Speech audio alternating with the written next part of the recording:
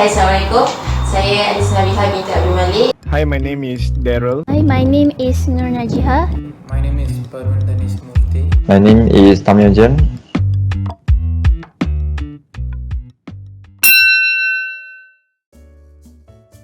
Saya stay di dalam kampus Uniten. Saya stay di Muni Student Apartment.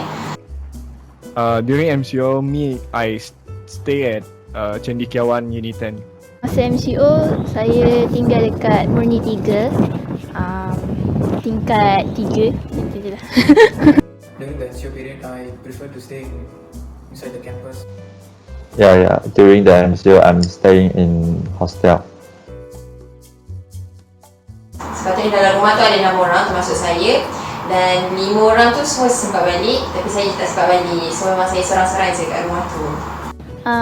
Ada kawan yang tinggal dekat Murni tapi blok lain. Cuma tak pernah jumpa je lah. Jumpa petang-petang macam tu je. Tapi kalau dekat Murni 3, saya seorang je lah.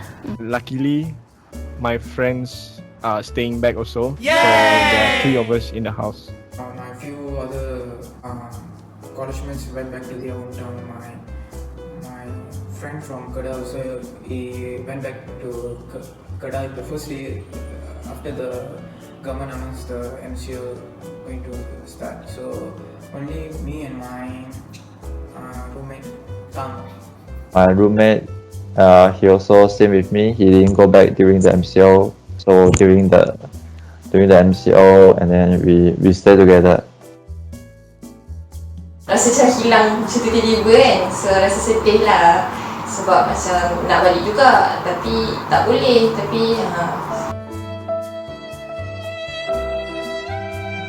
So masa tu tak fikir pun nak balik rumah. Memang tak kisah pun kawan-kawan tu balik rumah. And memang masa tu memang tak nak balik lah. So bila tengok kawan-kawan balik tu tak ada apa-apa lah, macam tu je. Waktu first day MCO tu memang tak buat apa-apa sebab time tu kita orang tak dapat makanan lagi. So time tu memang tak boleh nak keluar apa semua and memang duduk rumah je. Lepas tu memang terkapal-kapal lah sebab kelas pun macam tak ada bagi tahu lagi macam mana, tak set lagi macam mana, and then makanan pun tak ada. So awal tu macam memang tak tahu buat apa and memang saya tak buat apa-apa kat rumah tu. Yeah, during that time it was really a nerve-wracking moment because so sudden, right? Like suddenly there's an announcement about we being unable to go out. Tu macam panik juga, macam takut lah sebab kita je seorang yang tinggal dalam bilik. Orang lain, housemate semua dah balik kan. For me, when our Prime Minister announced the MCO, I didn't feel the rush because I just come back from my hometown. Before I come back from my hometown, before the announcement, my parents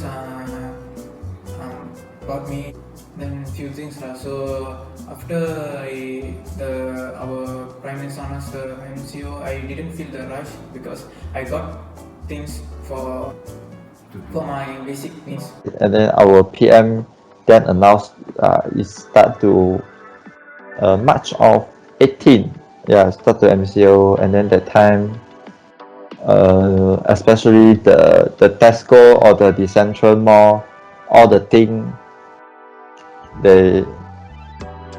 finished, especially the toilet paper and the food, especially the food in the can, the Maggi Mee, all finished. The first day, the feeling is like it's like end of the war. The feeling is like, oh, the war is gonna end, and then everyone stay in the house. Yeah, because it's the first time. Yeah, this is the first time for all the people to face this situation. The MCO, everyone cannot go out. We restricted. Yeah, the first day, even not the first day, maybe until 1 month, also have this kind of feeling. Yeah, it's like, wow, everything changed a lot. Oh yeah, actually I'm one of the Wakil IPT for Uni 10. Wakil IPT for Sarawak volunteers. There's this group in Sarawak that helps Sarawakian students who are stranded in Semenanjung, Malaysia to go back to Sarawak. The group is called, the NGO is called Sarawak Volunteers. And during that time, I was the Wakil IPT for Uni 10 to report how many persons staying back in campus, what are the conditions of the Sarawakian students at that time. So if I'm going back to Sarawak, then who's gonna take care of the Sarawakian students here? Plus I have a car here, so like it would be a really convenient if I can send them to airports in times when they need me. So yeah, that's the reason why I didn't go back. Memang my decision untuk stay dekat Uni 10 sebabnya nak balik masa tu COVID tengah gila-gila dah masa tu. So nak balik pun bahaya sebab selalu kalau saya akan balik naik flight. So macam masa tu kalau nak naik flight pun dah tak selamat. Actually, I have a choice to go back, but the reason they make me stay in Jenny, I want to try something different. Yeah, and then it's like adventure. Yeah, it's like adventure. Like this thing is I never done before, so I didn't go back. Can be said it's scary. Like when something like you are in the prison and then you need to queue up to take the food. Like there's 1 o'clock and then everyone come out from their prison and then go to take the food. At the beginning, I must say that actually the food is quite nice, delicious than COE. Especially the nasi lemak. The sambal very nice. But after 2 or 3 months, that time is Hari Raya, so they give a lot of food because they prepare a lot. Yeah, more than enough. That time I eat many chicken. Until now, I also very scared eating chicken. Yeah. Waktu tu awal tu of course saya rasa bersyukur sebab macam susah kan tengah duduk seorang-seorang, lepas tu macam nak keluar pun susah, terhad. Kalau keluar pun cari makanan kedai tak buka. Awal tu memang kedai tak buka kan. Lepas tu macam tiba Tazu, rasanya tak silap makan tu daripada Tazu, and Tazu provide makanan. Rasa seronok lah sebab ada orang bantu, and makanan tu bukan sekadar makanan lunch dengan dinner je. Ada provide sekali makanan, contoh macam biskut ke, Maggi ke, roti ke. Dari segi beratur tu macam tak sangat pun, sebab bila turun tu paling-paling pun ada seorang-dua orang je yang tengah beratur sebab macam tak ramai. So social distancing pun semua jaga, so tak adalah rasa macam pelarian sangat. Okey je. Dari situ Uni 10 memang jagalah student dia dengan baik semasa MCO. At that time, we were having 2 weeks of blur. Even the lecturers, they don't know what to do. So during the first few weeks, it was really troublesome lah for us to understand what the lecturers are saying. Like, plus the connectivity, it's really better for me to have physical class. I prefer to have physical class because I can understand, I can concentrate well without having distractions at home.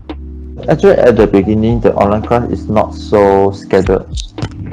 Yeah, I mean, some of the lecturers, they didn't have online class at all. Yeah, and then some of the lecturer, the online class maybe it's the first time for them, so it's not very scheduled. And then until few weeks, the online class become the recorded, because some of the lecturer, they will ask, is it okay the lecturer record the lecture and then send us the video, so we don't have to attend for the online class. We just watch the video. The student agree with this method, so after that the online class become just watching video at any time you want. Audio learning ataupun audio textbook. So benda tu macam kena adapt tiba-tiba, sebab sebelum ni kalau macam bagi saya lah, kalau saya nak betul-betul belajar, saya kena face to face dengan orang tu, macam kena nampak muka and then kena physically datang kelas, so barulah rasa macam pergi kelas and then belajar satu benda. Tapi bila online kan, kita dengar suara je kan, so macam kena fokus 100% dekat suara orang tu. Kalau kita tak fokus kan, kita tak faham apa orang tu cakap. Tapi nasib baik benda tu ada recording, so macam kalau terlepas ke apa, kita boleh tengok. The lecturer also don't know what to do because they just started to adapt to the new environment, so all shift to online. So they also just one class per week, so the online class also not frequent, so they just record the slide and they just post. So I just allocate few hours in my schedule to watch the video and do revision, but most of the time my lecturer also don't know what to do, so they ask us about our plan, our suggestions. So then day by day, after 1 month, they get adapted to the visual class and Microsoft Team. I didn't feel the burden because they just do one class per one week, one class. So I didn't feel the pressure. Awal tu memang terkejut sikit lah, macam tak tahu nak buat apa. Lost sangat lost sangat, yang memang tak boleh nak catch up. Macam cuba duduk depan tu tak faham, duduk lepas tu nak tanya pun segan. So during the first month, it was really it was okay lah. I think during the first month it was okay. The second month, it was really feeling lonely lah, because inside campus, I can literally say that I can count the students with my hand. Okay, it's not feeling very lonely. Because during the MCO, I think I also got participate one competition. It's about the making video. The video is about life. And at least got something to do during MCO. Lonely tu tak rasa, tapi bosan tu ada. Sebab memang tak cakap dengan sesiapa pun. Sebab saya je yang banyak cakap, so bila tak ada orang tu tak boleh nak cakap sangat. So rasa sangat rasa lonely sangat. Sampailah ada satu masa tu saya macam tak tahulah, macam breakdown, macam mental breakdown gila. Time tu seminggu tu macam saya macam tak tahu nak cakap, saya like rasa kosong. And kelas time tu seminggu saya tak attend langsung, assignment pun tak buat. Memang seminggu tu saya tak buat apa-apa. Tapi masa habis macam tu je. Sebab rasa kosong sangat-sangat, macam tak boleh nak bercakap dengan orang. I involve a lot in online churches. I start to join prayer meetings, and from that I read a lot of books. I play games. I connect with my friends through Discord, through Google Meets. Sebab saya memang jenis yang kalau nak release benda tu saya akan nangis. So macam seminggu tu macam tak tahu nak buat apa. Saya tak express perasaan tu sebab macam tak boleh nak cakap dengan siapa kan. Diam je. And then sampai satu masa tu call kawan, macam time tu macam ternangis, and then maybe time tu express kot benda saya rasa. Lepas tu dah boleh start fikir boleh lah, okay aku nak kena buat apa macam tu.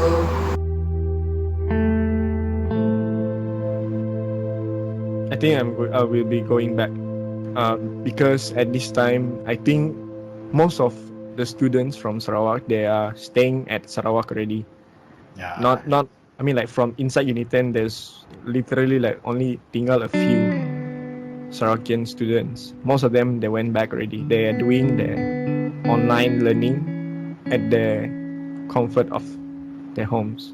That's all. If there's another MCO, I think I will stay at Chendi also. For me, it's okay. Yeah, because sometimes I will phone call to my mom. Yeah, maybe 1 week, one time. So actually for me, it's okay because since I'm studying in university, I already know that I have to leave my house one day. That I go to study or I go to work. Yeah, so I have this kind of preparation. So it's okay that to leave my house for a long period of time. Sekarang ni pun saya tak ada macam nak balik rumah pun.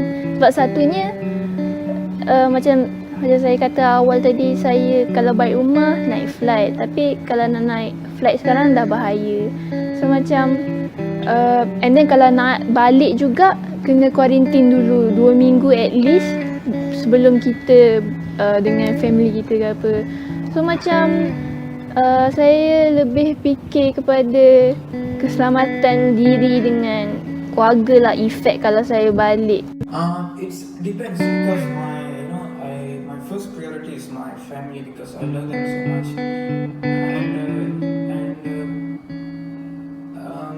but more than that, I got something to do. This is my crucial phase in my studies because I'm in my final year because I need to push to do something big for my FYP and FYP2 and also I got other subjects project and if the government announce another MCO, I don't have option.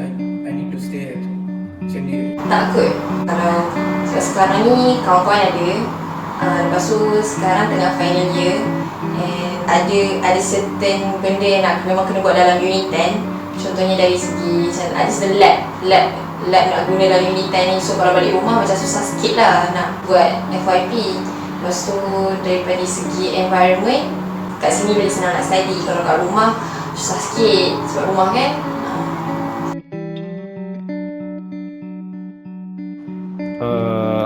Actually, yes. It was like you start to think about life, you know. You start to think about your parents, like how are they doing at that time. Obviously, it was really like feeling homesick lah, because we don't know what will happen to our parents who are trapped inside their homes also, who are having the higher risks of casualties if they contract COVID virus. So it was really like a tough moment now for me at that time, because I have to think about all those possibilities. At the first month of MCO tu, sepanjang bulan Mac tu tak rasa homesick pun. Memang masa tu busy dengan assignment apa semua. Memang tak rasa homesick. Tapi after government announce yang dia nak hantar student balik pergi kampung masing-masing tu, masa tu bila kita dah start tengok macam universiti lain macam budak-budak dia dah start balik, macam ada budak ni dah balik Penang tu semua kan. Tu masa tu yang unit 10 pun start hantar student dia balik kan. So masa tu macam kalau orang lain dah balik, aku pun nak balik ke macam tu.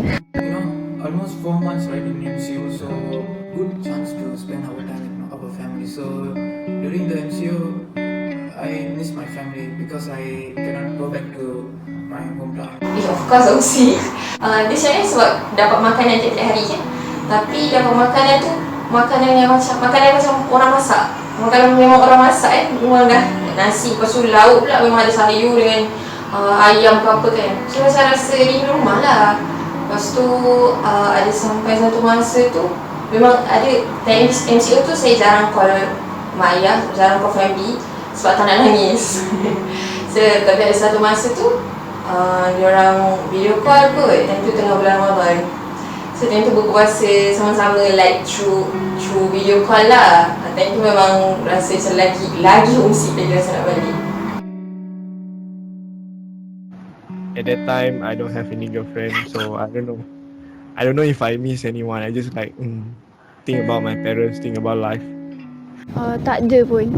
Sebab diorang tiap-tiap hari video call, and then even diorang pun video call my kucing sekali. So macam tak ada rasa rindu. Saya rindu mak saya. Lepas tu bila dapat balik rumah tu macam apa tak, macam dalam drama tu kita pegang bag balik rumah tu macam bag terlepas pasti macam peluk. Macam tu. So excited dah balik rumah.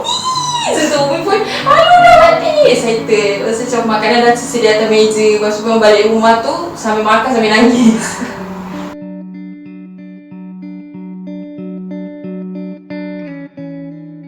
Pada semua Nembiak Sarawak yang stranded di KL Totadik, kami mau ada yang kita bukan seorang je fighting this MCO.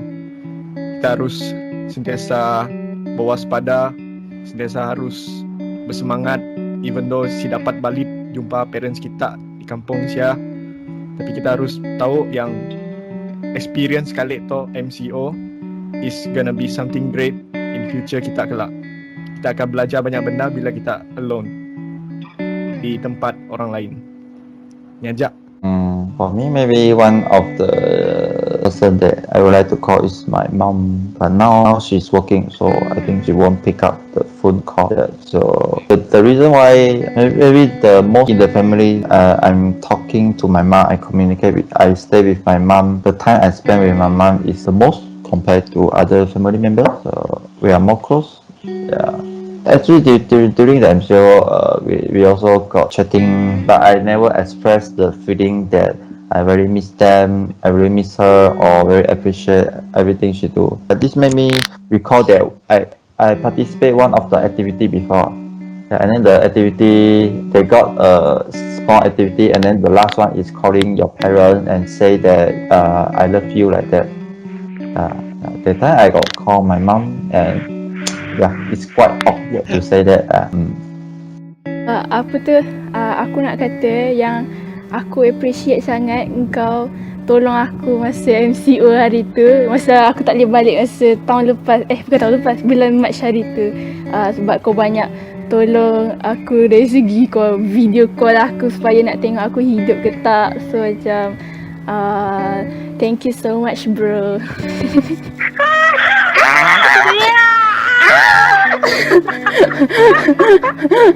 Okay, so thank you. Tunggu nanti kita buat lagi video call aku teman-teman kau. Dah, okay lah, bye. Bye. Actually, yes, I miss my family during the MCO because maybe we won't get the same chance again, second chance like this, because the time is almost 4 months. You can't go anywhere, you need to stay at home, and even you can't meet your friends, so it's a perfect time to spend with your loved ones. But me stay inside the campus, so each day, and I really miss them. I have a diary, so during the MCO time I started to write, not diary, it's a journal. Journal.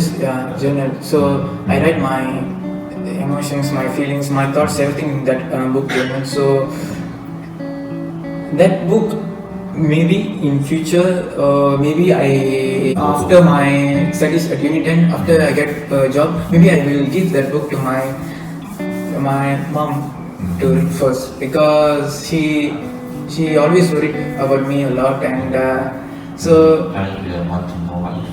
yeah, so that's why I wanted to gift that book to her one day, so she will understand I didn't waste my days, and of course I didn't wake up at noon and doing nothing. No, I just utilized the entire MCO period for something good for my studies, and of course I learned new skill. Of course the MCO makes me realize my parents' feelings. So that's why at the first day, after the first week end, I decided to write a journal for my parents. So after I done with my studies over here, and I will give that book to my mom, my father, my sister. So this is my second book. So yeah, right. This one second book from June. So this one here, I write the book I've read so far, novels, and I usually write what I learned from that book.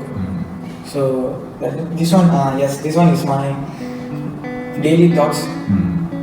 You write every day or? Every day. So if I got any problem with anyone, if someone scolded me, I write everything here. So yeah, then so actually got 2 parts. For every morning I write for what I'm going to do for the day. Then before sleep I write the summary for entire day. So I write what I did and did I accomplish the task. So that's it. And then the same for every day. Then here, this one I write something to my mom. Actually, she should read everything, because from my day, starting of the day to the till the night before I go to bed. She need to know everything, including my daily tasks, because now maybe she don't know whether I'm studying or not. Just I'm wasting my time here. So this book, maybe after she read this book, maybe she can understand. My parents can understand. And this one,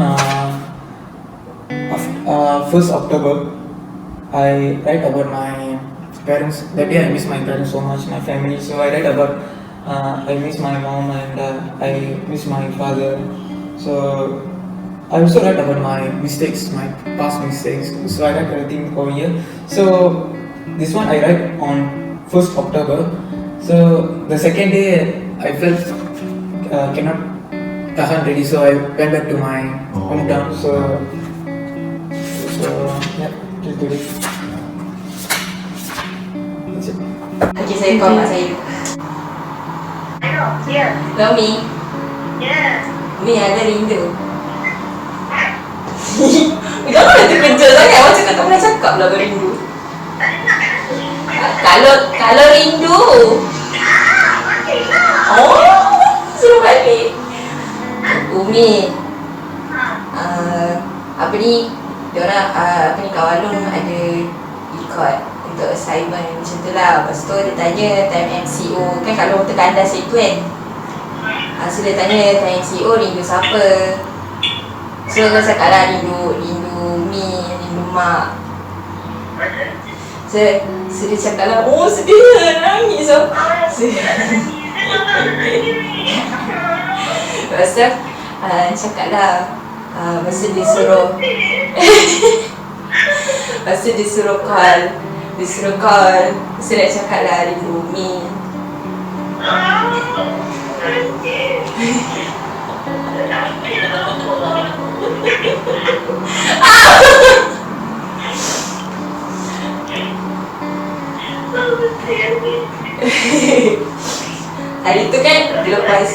Hari tu kan lepas ops hantar belajar pulang tu kan, Kak Long balik kan. Rasa macam kalau nak cakap lah, hari tu kan Kak Long duduk dekat unit 10 tu. Kalau duduk dekat unit 10 tu, Kak Long jarang call Umi. Apa sebab kau rasa macam Kak Long rindu, tapi kau tahu kalau kau call nanti kau nangis teruk. So that's why kau tak call. Tapi macam Kak Long bosan kan. Tapi sebab macam kau fikir Umi lah, macam satu masa tu kau tak ada nak study sangat, tapi sebab kau fikir Umi dengan Abah, macam fikir dah kena study juga, nak bagi Umi happy. So nak cakap terima kasih lah sebab Umi jadi sumber kekuatan lu. Nanti Kak Long call balik. Okay, nanti Kak Long call balik Cakap dengan Abah juga nanti. Okay, bye. Assalamualaikum.